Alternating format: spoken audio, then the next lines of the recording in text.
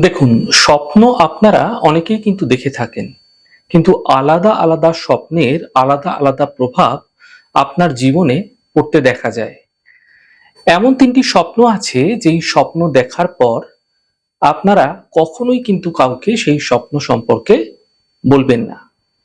এরকম ধরনের স্বপ্ন দেখার পর পরবর্তী দিন আপনারা খাদ্যদ্রব্য অথবা অর্থকড়ি দান করতে পারেন। এতে আপনার স্বপ্নের যে পূর্ণ ফল সেটা আপনার জীবনে কিন্তু লাভ হতে দেখা যাবে।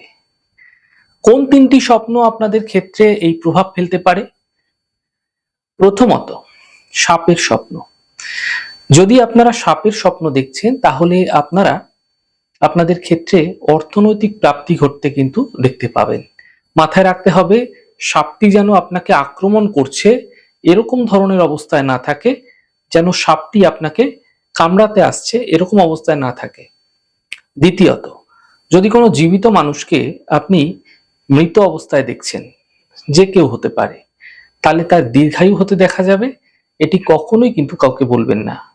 তৃতীয়ত, যদি আপনি দেবদেবী বা ঈশ্বরের কোনো স্বপ্ন দেখছেন, তাহলে এই স্বপ্ন সম্পর্কে কিন্তু আপনি কাউকে বলবেন না। এই স্বপ্ন আপনাকে সুখী জীবন প্রদান করে থাকবে।